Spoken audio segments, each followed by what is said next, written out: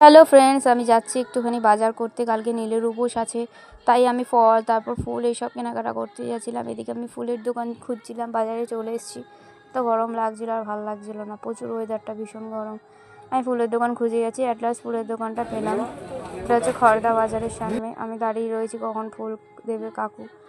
অনেক ভিড় ছিল দোকানে, ভালো লাগছিল না, তাও কী করবো, একা একা বাজার করতে এসেছিলাম। মানে আমার সাথে দুজনে এসেছিলাম, আমার ভাই আর আমার ননদ।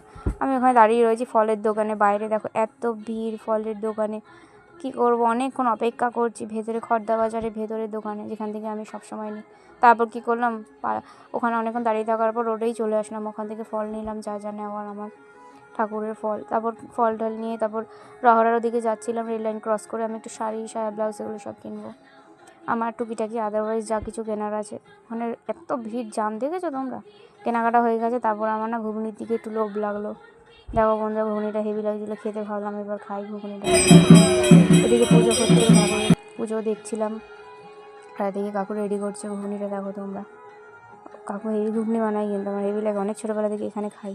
কাকু আসতে দিয়ে দিচ্ছে, দেখো ঘুগনিটা, আমি হাত পেতেই রয়েছে, অ্যাট লাস্ট আমাকে দিল ঘুগনিটা। তারপর নিলাম এই গরমের মধ্যে গরম গরম ঘুগনি, ভাবতে পারছো তোমরা? গরমও লাগছে আবার খেতেও ইচ্ছা করছে, কী করে বুঝতে পারছি না, কিন্তু খেয়েই ফেললাম। অনেকক্ষণ ধরে ধরে খেতে অনেক টাইম লাগলো।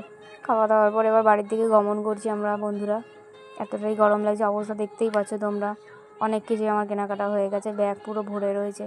আর ওদিকে আমার ছেলেকে নিলাম, ছেলে ছিল আমার বাড়িতে। এ দেখো ব্যাগ পুরো ভরে রয়েছে। আমি ছেলেকে আমার বাড়ির থেকে নিলাম, নিয়ে এখন ছেলেকে তো নিয়ে যাইনি, অনেক ওখানে ভিড় ছিল, ওকে নিয়ে আমি নিয়ে চলতে পারবো না। তো টাটা বন্ধুরা, গুড নাইট, তোমরা সবাই ভালো থেকো।